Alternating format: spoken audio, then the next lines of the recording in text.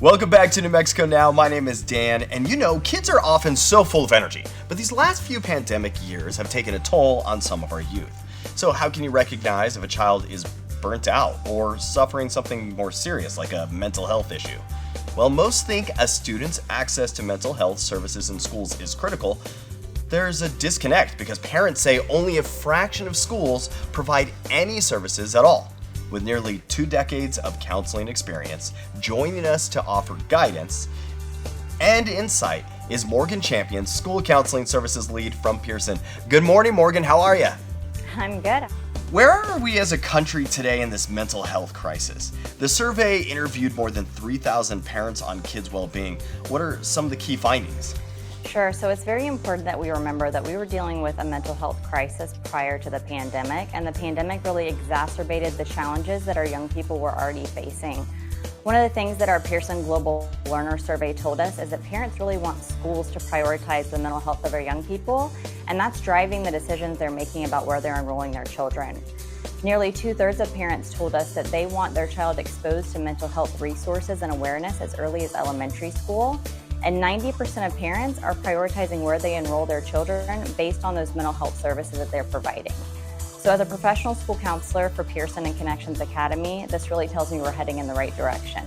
And what are some of the warning signs? So how can parents tell if kids are dealing with something like burnout or a more serious mental health issue?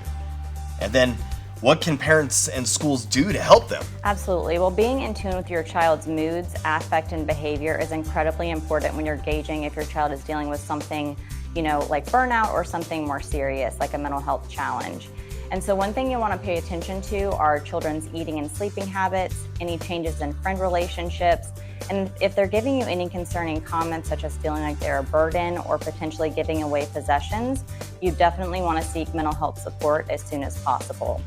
And your child's school counselor is a great first step in having this conversation. They can offer you some resources in your local community that can help. What about homework and stress? How much is too much? Sure. Homework has been a divisive topic among parents for quite some time, and our survey told us that 75% of parents want to see less homework for their children because they think it's directly impacting their mental health and well-being. Some other things that parents want to see schools do is provide more extracurricular activities related to wellness, more physical fitness opportunities for children, as well as free mental health services for both students and staff. With summer vacation around the corner, any advice on how we could use this time to approach our children with the topic of mental health? Absolutely. So summertime is a great opportunity for families to start implementing some healthy practices. And so one thing that I do with my own child is practice daily affirmations. So saying things like, I can do this, I can handle this, I can face my fears. Those are great things to meditate on as a family, but it can also directly impact your child's self-talk. And everybody wants to raise some resilient kids, and it's hard to know the line when to tell kids to shake it off versus being a chronic problem. What is your advice, and how can parents help their children?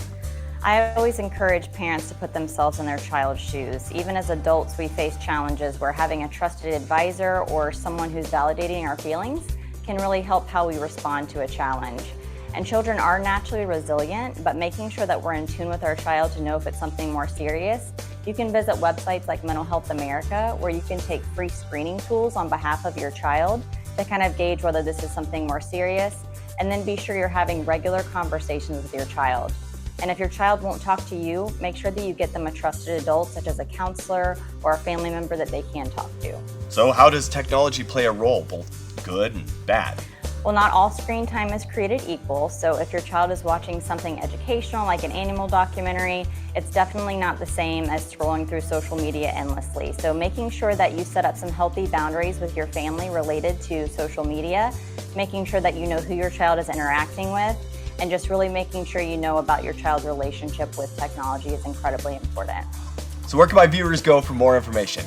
Sure. If you'd like more information on our Pearson Global Learner Survey, you can visit pearsonplc.com.